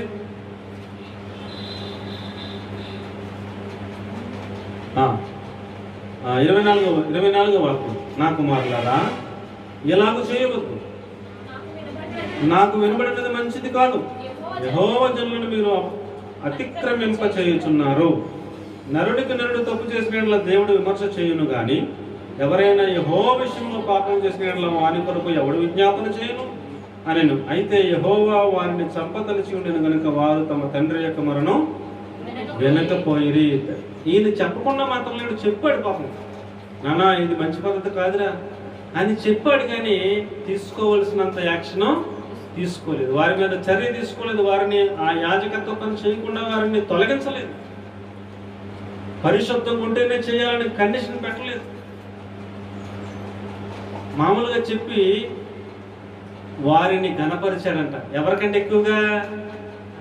దేవుని కంటే ఎక్కువగా తన కుమారులను ఆయన గొప్ప చేశాడని రాయబడింది. నీవు నాకంటే ఎక్కువగా నీ కుమారులను గొప్ప చేసి ఉన్నావు అని రాయబడింది 29వ వాక్యంలో. ఇప్పుడు చదివారు కదా, ఏమని రాసిందండి? ఆఖరు మాట 29 ఆఖరు, నాకంటే నీ కుమారులను నీవు గొప్ప చేయుచున్నావు, అందుకని నీ కుటుంబస్తుల్లో ఎవరు కూడా మిగలకుండా నాశనం అవుతారని దేవుడు హెచ్చరిక చేశారు. ఆయన విషయంలో ఆయన కనికరం ఏమీ కనపడలేదు. మన బిడ్డలు తప్పు చేస్తున్నప్పుడు నాన్న ఇలా చేయకూడదని చెప్పడం మాత్రమే కదా అవసరమైతే ఏం చేయాలి? అమ్మ ఏం చేయాలి? బెత్తమ్మ వాడని అవసరమైతే ఎలాగ సరి చేయాలో అలాగ మనం నెక్స్ట్ స్టెప్ తీసుకోవడానికి తెగించాలి. వారిని క్రమపరచడానికి మనం చాలా ప్రయాసపడాల్సిన అవసరం ఉంది. వారి కోసం అవసరమైతే ఉపవాసం ఉండాలి, వారి కోసం అవసరమైతే కన్నీళ్ళు గర్చాలి, వారి కోసం అవసరమైతే బెత్తం వాడాలి, వారి కోసం అవసరమైతే నలుగురు ఎదుట అందరికీ తెలిసేటట్టుగా హెచ్చరించాల్సిన బాధ్యత కూడా ఉంది. మా అబ్బాయి కదని కప్పిపుచ్చుకోవడం దేవుడు మెచ్చడు. ఒక దైవ సేవకుడు తన కుమారుడు తప్పు చేస్తే అందరి ఎదురుగా నా కుమారుడు వాడు కానే కాదని బయటకు పొమ్మని, నీవు సరి చేసుకున్న రోజున రా మరలా చేర్చుకుంటాను పొమ్మన్నాడు. అలాగున అలాంటి ఖచ్చితమైన అలాంటి కఠినమైన శిక్షణ ఇచ్చేటువంటి సిద్ధపాటు మనకు ఉండాల్సిన అవసరం మన ప్రభు పేరు నేను మీకు జ్ఞాపకం చేస్తూ ఉన్నాను. ఆయన ఎవరిని లెక్క అడుగుతారు చెప్పండి? సంఘమును గురించి దైవ సేవకుని లెక్క అడుగుతారు ఖచ్చితంగా. మొదటి పాయింట్. రెండో పాయింట్, ప్రతి గృహంలో కూడా గృహ నిర్వాహకత్వపు లెక్క మనం అందరం కూడా అప్పచెప్పాలి. భార్య అయితే భార్యగా అప్పచెప్పాలి, భర్త అయితే భర్తగా అప్పచెప్పాలి. అబ్బాయి, నువ్వు నీ భార్య నిన్ను ఎలాగైతే ప్రేమించుకున్నావో నీ భార్యని ప్రేమిస్తున్నావా లేదని లెక్క అడుగుతాడు ఆయన. భార్యను కూడా లెక్క అడుగుతారు. అమ్మాయి, నువ్వు నీ భర్తకు లోబడి ఉంటున్నావా లేదని లెక్క అడుగుతారు. యవనస్తులు అయితే యవనస్తులను లెక్క అడుగుతారు. అమ్మాయి, నీవు పరిశుద్ధతను కాపాడుకుంటున్నావా లేదని లెక్క అడుగుతాడు ఆయన. ప్రతి వారిని ఆయన గృహ నిర్వాహకత్వపు లెక్క అడుగుతారు. చిన్నపిల్లలైతే చిన్నపిల్లల్ని, నీ తల్లిదండ్రులకు లోబడుతున్నావా, ప్రతి మాట వింటున్నావా లేదని లెక్క అడుగుతారని భయంతో మన గృహ నిర్వాహకత్వపు పనిని మనం లెక్క అప్పచెప్పవలసిన వారి వలె మన సిద్ధపాటు ఉండాలనేది ప్రభు యొక్క ఉద్దేశం. అలాగున ప్రభు మనందరిని సిద్ధపరచును గాక. ఆమేన్. మూడో పాయింట్లోకి వెళ్తే ప్రియులారా, తలాంతును గురించిన లెక్క అడుగుతారు. దేని గురించి లెక్క అడుగుతారండి? తలాంతును గురించిన లెక్క అడుగుతాడు ఆయన. మనకి ఆయన మనలో ప్రతి వారికి ఆయన తలాంతులు ఇచ్చారు. ఏమిచ్చారండి? తలాంతులు ఇచ్చారు. మత్తయి సువార్త 25వ అధ్యాయం 19వ వాక్యం త్వరగా చదివి పెట్టండి, సమయాన్ని మనం సద్వినియోగం చేసుకోవాలి. మత్తయి సువార్త 25వ అధ్యాయం 19వ వచనం.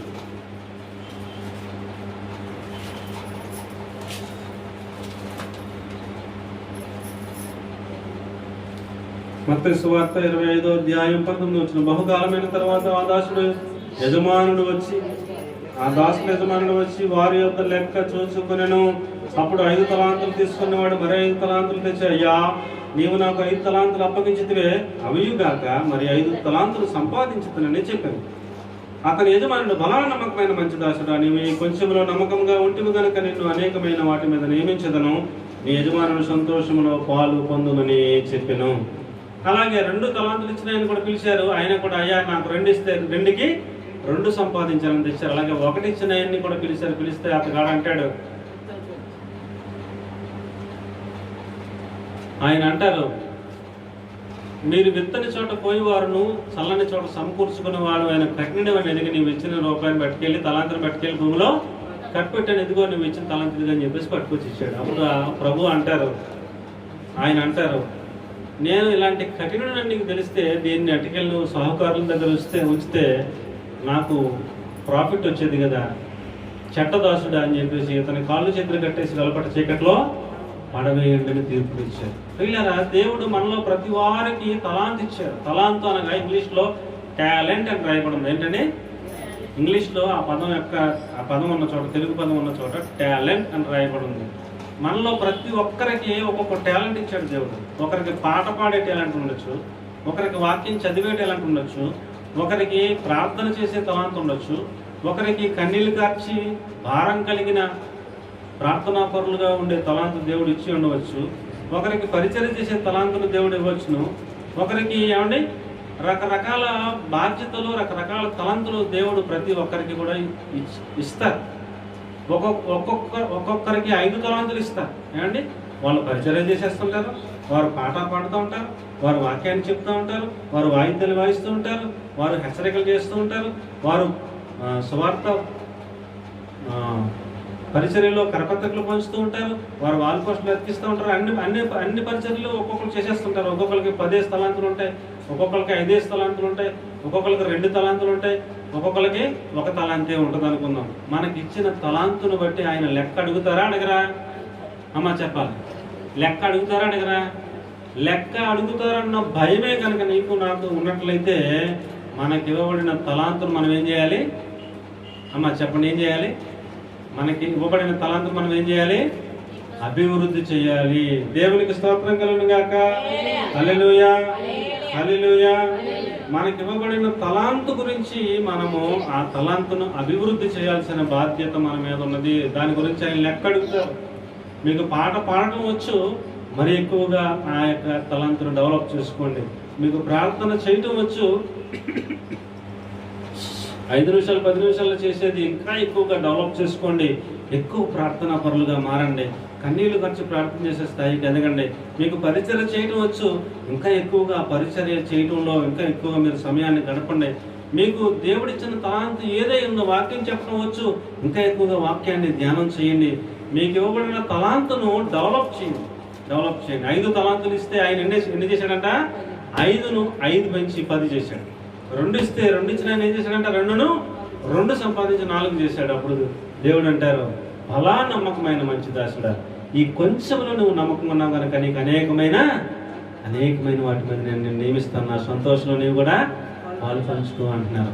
ఏమంటే ఇచ్చినట్టుగా పాతి పెట్టి ఏమండి ప్రార్థనలో ఎదుగుదల లేదు, పాటలు ఎదుగుదల లేదు, వాక్య చదవడంలో ఎదుగుదల లేదు, ఏమంటే దైవ సంబంధమైన తలాంతుల విషయంలో ఏ విషయంలో కూడా పట్టింపు లేదు.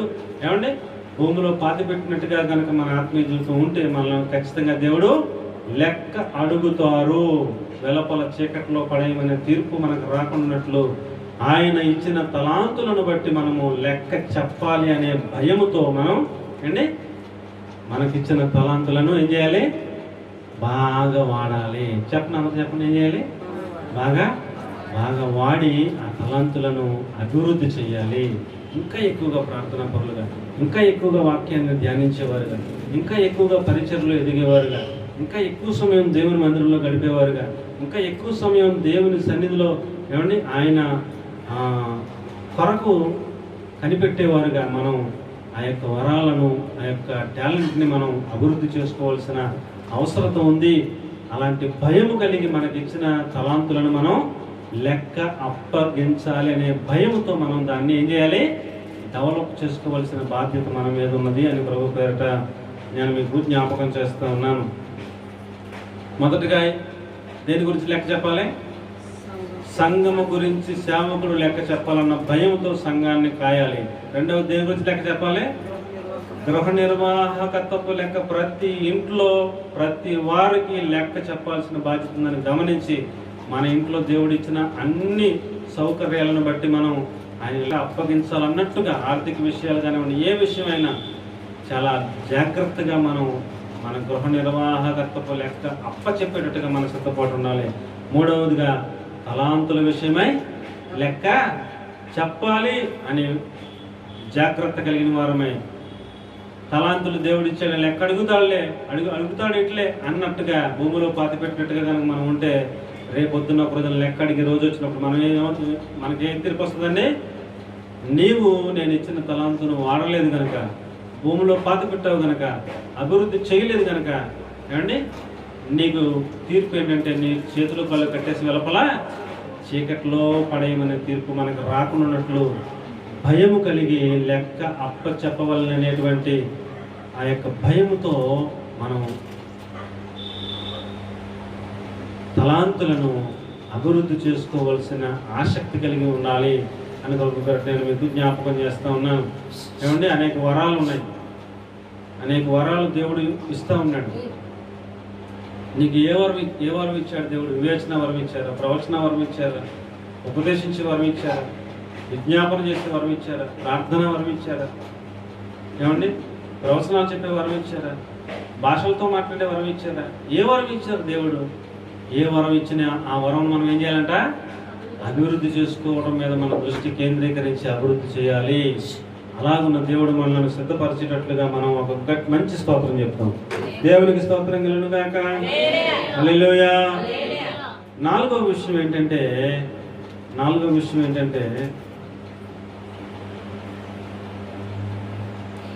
క్షమించే విషయంలో లెక్క అడుగుతాడు దేవుడు. ఏ విషయంలో లెక్క అడుగుతారంటే దేవుడు? క్షమించే విషయంలో లెక్క అడుగుతారు దేవుడు. మనం ఘోర పాపులము, దుష్టులము, దుర్మార్గులము, అసూయపరులము, మనలో ఏ మంచి లేదు. అయినా మన పాపములన్నీ ఆయన క్షమించేసి మనల్ని పరిశుద్ధులుగా మార్చారు. కానీ మనం మాత్రం మన పక్కవాడిని క్షమించం. నేను చచ్చిన క్షమించను అంటారు కొంతమంది. అంటారా? నేను చచ్చిన వాళ్ళకి గడపెక్కనంటారా కొంతమంది. అంటారా? నా కంఠంలో ప్రాణం ఉండగాలి ఇంటికి రానంటారు. అంత పట్టుదల, అంత పౌరసం ఉంటారు. అలాగుంటే లెక్క అప్పచెప్పేటప్పుడు ఫెయిల్ అయిపోతుంది. ఎక్కడదక్కడ ఎప్పుడప్పుడు క్షమించేత నేర్చుకున్న వాళ్ళు ధన్యులు. దేవునికి మహిమ కలుగును గాక. హల్లెలూయా. ఎక్కడదక్కడ ఎప్పుడప్పుడే క్షమించేసే మనసు కలిగిన వారు వారు మంచి మార్గంలో ఉన్నట్టు లెక్క. వారు దేవుడికి లెక్క చెప్పాలన్న భయంతో బతుకుతున్నారని లెక్క. ఏమండి, అన్ని మనసులో పెట్టేసుకుని ఫలానప్పుడు వాళ్ళు ఎలాగన్నారు, ఫలానప్పుడు వాళ్ళు ఎలాగన్నారు, ఫలానప్పుడు వాళ్ళు ఎలాగన్నారు అని అన్ని మనసులో పెట్టేసుకుని అవి జ్ఞాపకం చేసేసుకుని గాయాన్ని రేపేసుకుని బాధపడిపోయి వేదన పడిపోవడం మంచి పద్ధతి కాదు. ఎప్పుడుదప్పుడే ఎక్కడిదక్కడ ఏం చేయాలంట, ఎప్పుడుదప్పుడు ఎక్కడిదక్కడ మర్చిపోయినోడు చాలా మంచి స్వభావం కలిగిన వాడు. క్షమించేయాలి. మనం ప్రార్థన చేయడానికి నిలబడినప్పుడల్లా ఏం చేయమన్నారు దేవుడు అండి? ఏం చేయమన్నారు దేవుడు? నీకు ఎవరైతే కీడు చేశారో వాళ్ళకి క్షమించేసి ప్రార్థన చేసుకున్నాం. వాళ్ళతో సమాధానం కూడా వచ్చి ప్రార్థన చేయాలి. ఎంత మనకు కీడు చేసిన వాళ్ళైనా ఎప్పటికప్పుడే వాళ్ళని క్షమించేసి దేవుడు చూసుకుంటాడని దేవుడికి అప్పజెప్పేది నేర్చుకోవడం మంచిది. అలాంటి లక్షణం మనం కలిగి ఉండాలి. కోపము లోపల ఏమండి పగ ద్వేషము ఉంచుకుంటే మనము లెక్క అప్పచెప్పాలన్న భయంతో మనం వాటన్నిటిని కూడా తీసేసుకోవాలని ప్రభు పేరు నేను మీకు జ్ఞాపకం చేస్తూ ఉన్నాను. మత్తయి సువార్త 18:24 వాక్యాన్ని కనుక చూస్తే, మత్తయి సువార్త 18:24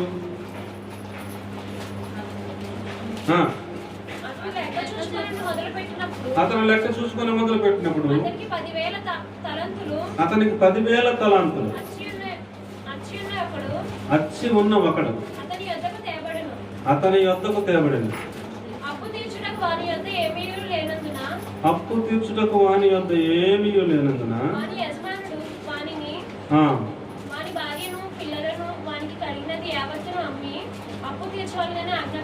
ఒకసారి అమ్మా, ఒక దాసుడు ఒక యజమానుడికి ఎంత అప్పున్నాడమ్మా? 3,000. ఎంత అప్పున్నాడు చూడండి అక్కడ. 3,000.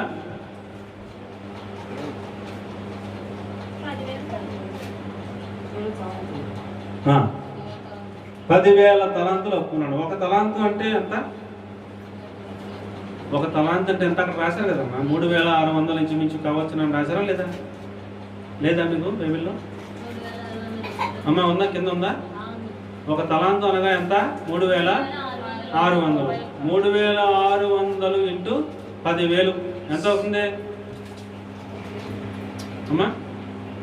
3,600 ఇంటూ 10,000 ఎంత అవుతుందంటే 3,60,00,000 అవుతుంది. ఎంత అవుతుందండి? 3,60,00,000 అవుతుంది. 3,60,00,000 అప్పు ఉన్నవాడు ఆ యజమానుడు వచ్చి అరే నాకు డబ్బులు కట్టని చెప్పేసి గట్టిగా అడిగితే ఈయన కాళ్ళు అట్టేసుకుని అయ్యా నన్ను ఓర్చుకో, నన్ను క్షమించయ్యా, నేను కడతానయ్యా, ఏదో రకంగా కడతానయ్యా అని బతిమాలుకుంటే ఆ యజమానుడు కరిగి సరే నేను నీకున్న బాకీ మొత్తం క్షమించేస్తున్నాను పొమ్మని చెప్పేసి పంపించేశాడు. క్షమించేసాడు ఆయన. యజమానుడు మంచి హృదయంతో దయాహృదయంతో 3,60,00,000 అప్పును క్షమించేస్తే ఈతగాడు బయటకు వచ్చి ఈతగాడికి ఒక 50 రూపాయలు అప్పున్నాడు. ఇంకొక ఆయన ఎంత అండి? 50 రూపాయలు అప్పున్నామండి. కంటంపై కట్టుకుని చెరసాల్లో వేయించి బాకీ కడితేనే కానీ చెరసాల నుంచి బయటకు రాదని చెప్పి చెరసాలు వేయించేసాడు. న్యాయంగా ఉందండి? ఇతనేమో 3,60,00,000 చెల్లించాలి. ఆ యజమానుడు ఇతను క్షమించేసాడు. రూపాయి కట్టకలేదు పొమ్మన్నాడు. క్షమించేసాను పొమ్మన్నాడు. 3,60,00,000 క్షమించిన యజమానుడు దగ్గరకు క్షమాపణ పొందుకొని ఇతనికి ఒక ఆయన 50 రూపాయలు అప్పున్నాడంట. మీరు కిందకి చదువుకుండా అన్నీ మీకు అర్థమవుతాయి. 50 రూపాయలు అప్పున్నామని చెరసాల నుంచి కంటంపి కట్టుకుని డబ్బులు కట్టాక బయటకు రావాలని చెప్పేసి చాలా కఠినంగా మాట్లాడాడు. అప్పుడు ఈ వ్యవహారం అంతా చూసిన వాళ్ళు అసలు యజమాని దగ్గరికి వెళ్ళాయా 3,60,00,000 రూపాయలు ఆడి బాకీ ఉంటే మీరు క్షమించేశారు కదా, ఆడికి ఇంకొకటి 50 రూపాయలు అప్పుకున్నాడు, ఆయన ఏమో జైల్లో పెట్టి చితకొట్టుకున్నాయా అని అంటే ఆయన ఒకసారి పిలిపించున్నది ఎందుకన్నాడు పెద్ద యజమానుడు. ఇతగాడు వెళ్ళాడు. ఇతన్ని కూడా చెరసాల నుంచి కడపట్ట కోసం చెల్లించే వరకు కూడా నువ్వు లోపలే ఉంటావని చెప్పేసి మరలా శిక్ష విధించేసింది. దేవుడి దగ్గర నుంచి మనం క్షమాపణ పొందుకున్నాం. మనం కూడా ఏం చేయాలి? క్షమించాలి. మన ఎడల తప్పిదం చేసిన వారిని మనం ఏం చేయాలి? క్షమించాలి. ఈ క్షమించకపోతే లెక్కడుగుతాడు దేవుడు. క్షమించకపోతే దేవుడు ఏం చేస్తారో లెక్క అడుగుతారు. అందుకని అలాంటి భయం కలిగి ఏమండి అవతల వాళ్ళు పలకరించకపోయినా మనమే పలకరించాలి అన్నట్టుగా అలాంటి భయం కలిగి మనం కొన్ని సందర్భాల్లో ప్రవర్తించవలసిన అవసరతలు వస్తుంది. దేవుడు లెక్క అడుగుతాడన్న భయం. కాబట్టి ప్రియులారా, దేవుడు మనల్ని క్షమించాడు, మనం కూడా ఇతరులను మన ఎడల వాళ్ళు చాలా తప్పులు చేశారు, లేకపోతే మనం అంటే వాళ్ళు చాలా మనల్ని బాధ పెట్టారు, అయినా సరే మనం ఏం చేయాలి? క్షమించాలి. అది దేవుడు మనకు నేర్పిస్తున్న పాఠం. ఒకవేళ క్షమించకపోతే దేవుడు ఏం చేస్తారో లెక్క అడుగుతారన్న భయముతో మనం క్షమాపణ గుణం కలిగి ఉండాలి ప్రతి ఒక్కరు కూడా అని ప్రభు పేరట నేను మీకు జ్ఞాపకం చేస్తా ఉన్నాను. కీర్తనల గ్రంథం 86వ అధ్యాయం 5వ వాక్యాన్ని కనుక చూస్తే, దేవుడు ఎలాంటి మనసు కలిగిన వాడయ్యానంటే ఆయన క్షమించుటకు సిద్ధ మనసు కలిగిన వాడనే మాట అక్కడ రాయబడి ఉంది. కీర్తన 86:5. ఆయన క్షమించుటకు సిద్ధ మనస్సు కలిగిన దేవుడు. ప్రభువా, ఆయన దయగలిగిన వాడు, క్షమించుటకు సిద్ధమైన మనస్సు కలిగిన వాడు అనే సత్యాన్ని మనం ఎరగాలి ప్రియులరా. మరి మనల్ని దేవుడు ఎన్నిసార్లు క్షమించాలని చెప్తున్నారు? లోకా సువార్త 17వ అధ్యాయం 4వ వాక్యాన్ని కనుక చూస్తే, ఒక్క రోజులో మన పక్కనున్న వ్యక్తి మనకి 7 సార్లు మన ఎవరు తప్పు చేస్తే 7 సార్లు కూడా మన వైపు తిరిగి అన్న సారీరా అంటే మనం ఏం చేయాలంట? ఒకే వ్యక్తి ఒకసారి తప్పు చేసి సారీ అన్నాడు, క్షమించేసాం. అదే రోజున మరలా 6 సార్లు, ఇంకా మొత్తం 1+6 7 సార్లు మన ఎవరు తప్పు చేసేసి అన్న సారీ అంటే మనం ఏం చేయాలంట? క్షమించండి. ఏం ఆలోచించకూడదు. ఒక్క వ్యక్తి ఒక్క రోజులో 7 సార్లు మన ఎవరు తప్పు చేసి అతను తప్పును గమనించి అన్న సారీ, లేదు తమ్ముడు సారీ అంటే మనం ఏం చేయాలంట? క్షమించాలంటే. ఇంకొక సందర్భంలో చూస్తే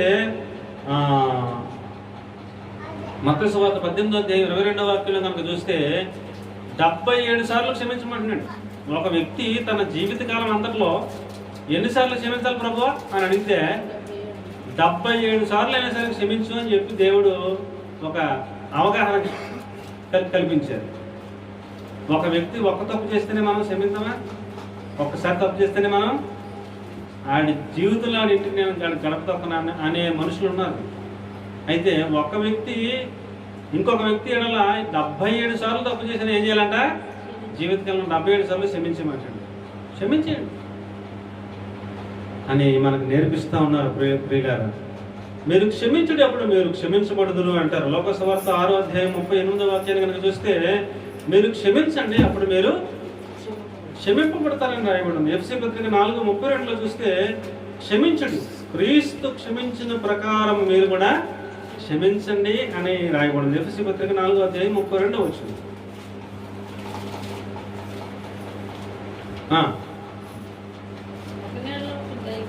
ఒక నీడలో ఒకడు దయగలిగి కరుణా హృదయులై క్రీస్తు మిమ్మల్ని క్షమించిన ప్రకారం మీరును ఒకరినొకడు క్షమించండి అంటారు. ఏంటి ఒకసారి అందరం వైపు చూడండి.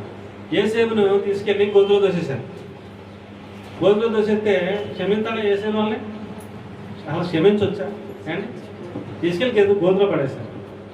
గోతులో పడేస్తే ఎన్ని దెబ్బలు తగిలినాయో, ఎంత బాధపడ్డాడో. మరలా వాళ్ళే ఆ పెద్దన్న చెప్తే మరలా పైకి లాగి అమ్మేశారు. ఏం చేశారండి? అమ్మేశారు. నన్ను పలానా వాళ్ళకి అమ్మేస్తారా, మిమ్మల్ని క్షమించరా అని అనుకోవాలి కదా ఆయన. ఏంటి గోతులో దోసేసినా అనుకోలే, అమ్మేసినా అనుకోలే. అమ్మేసిన వాళ్ళు తీసుకెళ్ళి మళ్ళీ ఆలయం చేశారు. ఆలయం కట్టుకోకుండా మళ్ళీ పోతీఫర్కి అమ్మేశారు. ఆలయం చేశారండి, మళ్ళీ పోతీఫర్కి అమ్మేశారు. పోతీఫర్ ఇంట్లో కొనేదో పని చేసుకుంటున్నారంటే సాతాను అతని భార్యలో దూరి ఆమె ద్వారా శోధించి తీసుకెళ్ళి ఎక్కడ వేశారండి? చెరసాలు వేసేసారు.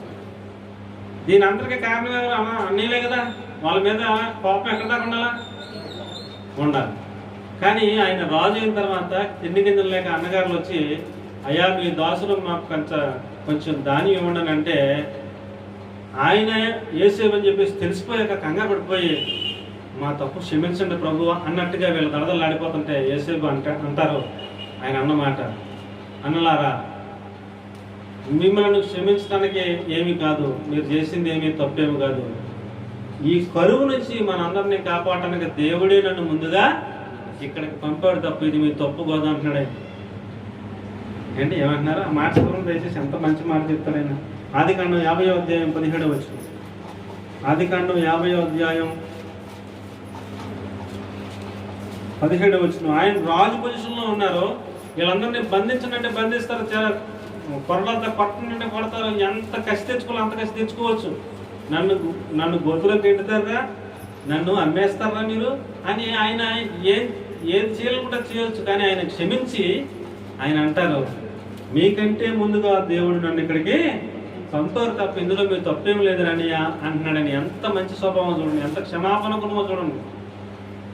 నీ తండ్రి తాను చావక మనకు ఆజ్ఞాపించినదేమనగా, మీరు యోసేపుతో నీ సహోదరులు నీకు కీడు చేసిరి కనుక దయచేసి వారి అపరాధమును వారి పాపమును క్షమించమని అతనితో చెప్పుడి అనెను. కాబట్టి దయచేసి నీ తండ్రి దేవుని దాసుల అపరాధము క్షమించుమనిరి. వారు యోసేపుతో ఇలాగ మాట్లాడుచుండగా అతడు ఏడ్చెను.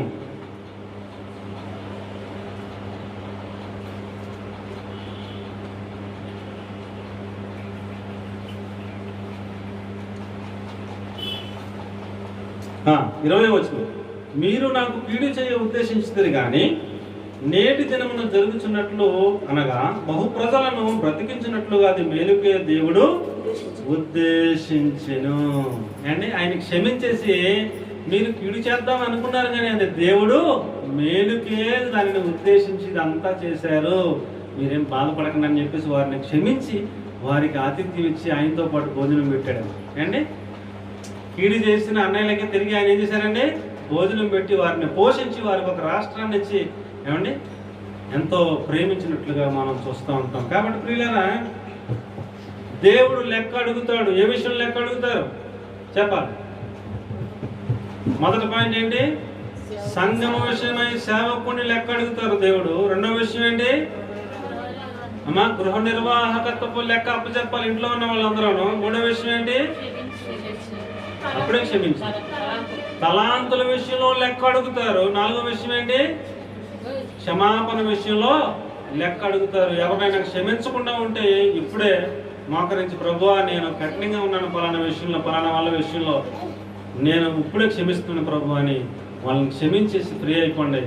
దేవుడు మిమ్మల్ని కూడా క్షమిస్తారు. లేకపోతే లెక్క అప్పగించవలెను అనే భయముతో మనం క్షమాపణ గుణం కలిగి ఉండాలి. అలాగనే సిద్ధపడాలని ప్రభు పేరిట నేను మీకు మనవి చేస్తూ ఉన్నాను.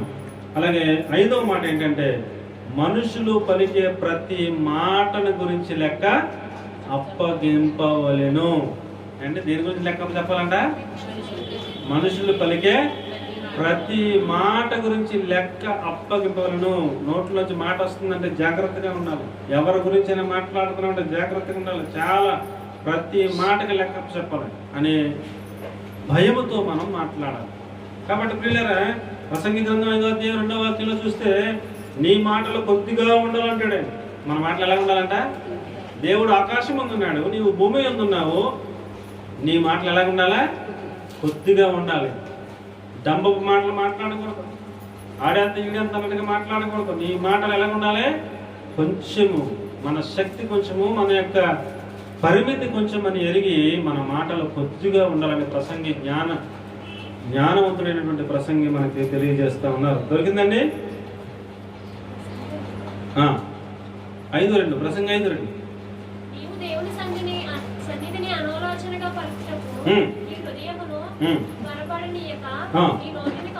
పాచుకో,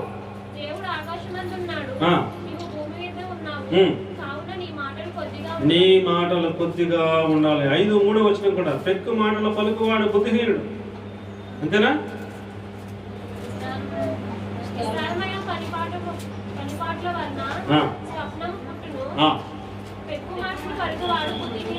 అది ఎక్కువ మాట్లాడితే బుద్ధిహీనుడు. కాబట్టి తక్కువ మాట్లాడమని దేవుడు మనకు నేర్పిస్తూ ఉన్నాడు. ఏదైనా అవసరాన్ని బట్టి మాట్లాడాలి. అవతల వాళ్ళు అడిగిన ఆ మాటకే సమాధానం చెప్పాలి, ఎక్కువ మాట్లాడకూడదు. ఈ విషయంలో సహోదరులు ఎక్కువగా మీరు కేర్ తీసుకోవాలని ప్రభుత్వం నేను మనం చేస్తూ ఉన్నాను. ఎక్కువగా మాట్లాడకూడదు. విస్తారమైన మాటల్లో ఏముంటుందంట, దోషం ఉండక మానదు అని చెప్పేసి రాయబడి ఉన్నది. సామెతల గ్రంథం 10వ అధ్యాయం 19వ వాక్యం. సామెతల గ్రంథం 10వ అధ్యాయం 19వ వచ్చిన విస్తారమైన మాటల్లో దోషం ఉండక మానదు అన్నారు. కాబట్టి ఎక్కువగా మాట్లాడకూడదు. అవసరమైన మాటే మాట్లాడాలి. ప్రతి మాటకి లెక్క అప్పగించవలన భయంతో మనం మాట్లాడితే మంచిది. చాలమ్మా, చాలు. యోబు గ్రంథం 15వ అధ్యాయం 5వ వాక్యంలో నీ మాట వలన నీ పాపము తెలియబడుచున్నది అంటాడు. మన మాటలోనే మన పాపము పసిగడతారట. మనం మాట్లాడే మాటలోనే పాపం ఉంటుందట. కాబట్టి మనం మాట్లాడే ప్రతి మాట లెక్క అప్పగించవాలన్న భయంతో మాట్లాడాలి. యోబు గ్రంథం 15:5 వచ్చింది. నీ మాట వల్ల నీ పాపము తెలియపరచబడును. కాబట్టి చాలు. కాబట్టి మాట్లాడే ప్రతి మాట గురించి కూడా దేవునికి ఏం చేయాలంటే లెక్క అప్పగించవలన భయంతో మనం మాట్లాడాలని దేవుని పేరట నేను మీకు మనవి చేస్తూ ఉన్నాను. మన మాట వలన దేవునికి కోపం పుట్టించడం ఎందుకు అండి? మన మాట వలన దేవునికి కోపం పుట్టించడం ఎందుకు? ఇశ్రాయేలీయుల మీద దేవుని కోపం ఎందుకు వచ్చింది? వారు సనిగినందువలన అండి. ఎందువలన సనిగినందువలన దేవునికి కోపం వచ్చింది. సనగడం అంటే మాటలేగా. సనగడం అంటే ఏంటండి? మన ప్రతి మాటను బట్టి దేవునికి కోపం వచ్చేటట్టుగా మనం ఎందుకు ప్రవర్తించాలి? ఆయన కోపం వచ్చేటట్టుగా మనం మాట్లాడకూడదు. ప్రసంగి గ్రంథం 5:6 కనుక చూస్తే, నీ మాట వలన దేవునికి కోపము పుట్టించుతావా?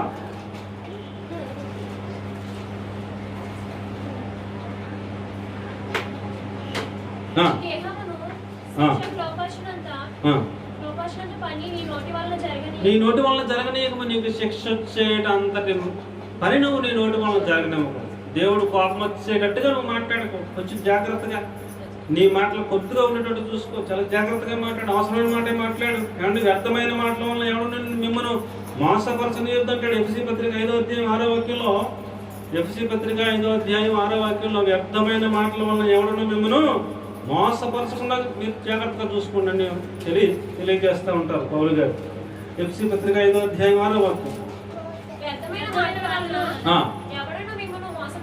ఎవడన్నా మిమ్మల్ని మోసపరచనీయకుడి. చాలు. ఏమండి? మాట్లాడటం నిదానించాలట. ఏమండి? మాట్లాడటానికి ఏం చేయాలంట? కోపించటకు నిదానించాలి. ఇంకా మాట్లాడటకు నిదానించాలి. వినుటకు మాత్రం వేగిరపడాలి. ఎవరైనా ఏదైనా చెప్తే వినడానికి వేగిరపడాలి, కానీ నోరు మాత్రం మాడకూడదు. మాట్లాడటకు నిదానించాలి, కోపడటకు నిదానించాలి. వినుటకు మాత్రం వినొచ్చు. అది కూడా అవసరమైన మాటలే వినండి, అవసరం లేని మాటలే వినొద్దు. మాట్లాడటకు నిదానించేవారునే ఉండాలని చెప్పేసి దేవుని వాక్యం తెలియజేస్తూ ఉంటుందండి. ఏమంటే సొంత తమ్ముడే కదని అహరోను మిరియాం ఏం చేశారు? అహరోన్ మిరియాం ఏం చేశారు? వాళ్ళ ఫ్యామిలీ మ్యాటరే మోషే మీద కొంచెం చెరుగుబాటుగా మాట్లాడారు. మోషే మీద కొంచెం తేడాగా మాట్లాడితే దేవుడు అంటారు, ఒక ప్రధాన యాజకుడైన అహరోను పట్టుకుని ప్రత్యక్షపు గుడారం యొక్క ద్వారము దగ్గరికి అహరోను మిరియాముని రమ్మను అని చెప్పేసి చెప్తారు. అసలు అహరోను ప్రధాన యాజకుడు అంటే ఆయన ఎక్కడి వరకు వెళ్ళొచ్చు? ప్రధాన యాజకుడు అతి పరిశుద్ధ స్థలంలో కూడా వెళ్ళొచ్చు. అతి పరిశుద్ధ స్థలం కాదు, పరిశుద్ధ స్థలం కాదు, ఆవరణం కాదు, ప్రత్యక్షపు గుడారం యొక్క ద్వారం దగ్గరకు రమ్మంటున్నారు దేవుడు. ఎవరినండి? ప్రధాన యాజకుడు. వాళ్ళ మాట్లాడిన మాట వాళ్ళని ఎక్కడ తీసుకొచ్చింది? అతి పరిశుద్ధ స్థలంలో ఉండే ఆయన్ని ఎక్కడ తీసుకొచ్చిందండి? ప్రత్యక్షపు గుడారం యొక్క ద్వారము దగ్గరకు వచ్చి కనపడమనని దేవుడు కబురు పెట్టారు. వాళ్ళిద్దరూ వస్తే ఆయన కోపం మండిందంట. మిరియాముకి తెల్లని పుష్టి వచ్చేసింది. నా సేవకుడైన మోషే విషయమై మాట్లాడటానికి మీరు ఎందుకు భయపడలేదని చెప్పేసి దేవుడు చాలా ఘాటుగా సీరియస్గా వార్నింగ్ ఇస్తారు. మన మాట ప్రతి మాటకి ఏం చెప్పాలండి? ఏం చెప్పాలి? లెక్క చెప్పవలన భయముతో మనం మాట్లాడాలని ప్రభు పేరట మీ అందరికి కూడా నేను మనవి చేస్తూ ఉన్నాను. సంఖ్యాకాండం 12:8 కనుక మనం చూస్తే ఆ మాటలు మీకు కనపడతాయి. సంఖ్యాకాండం 2:8 త్వరగా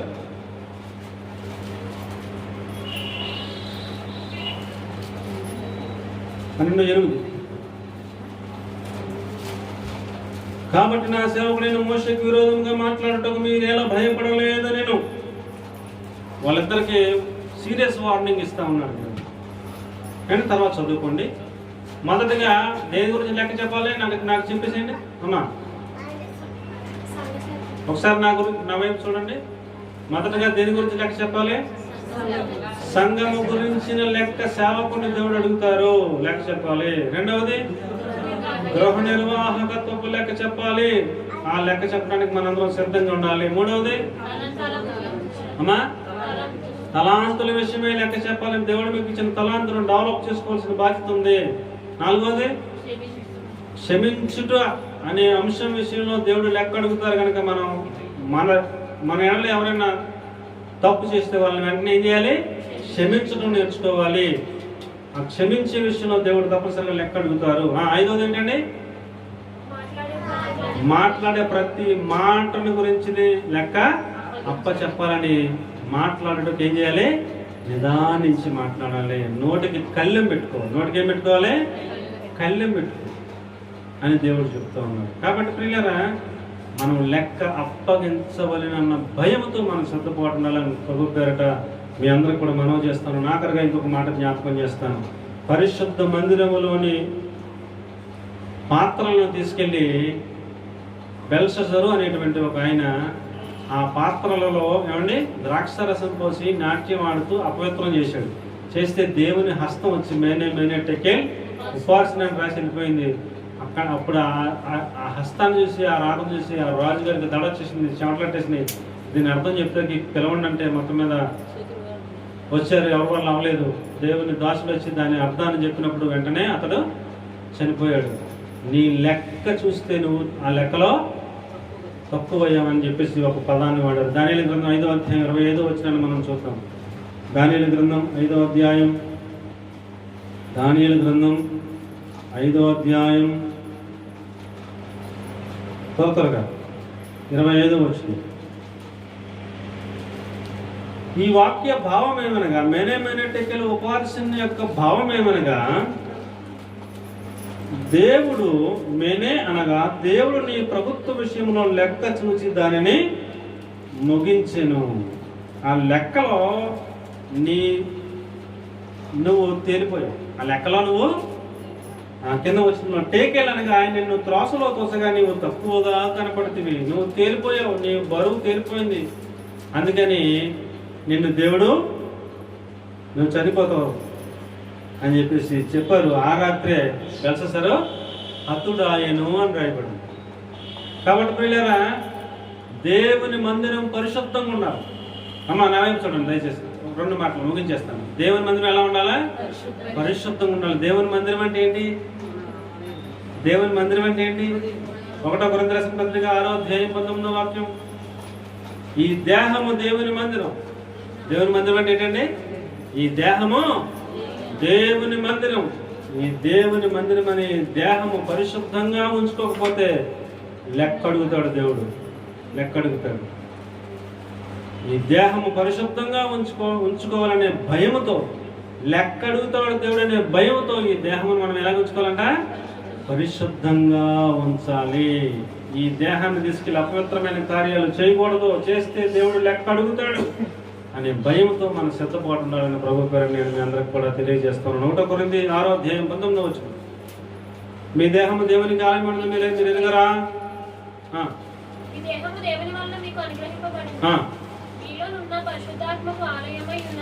మీరు ఎరగరా? అంతే అంతే.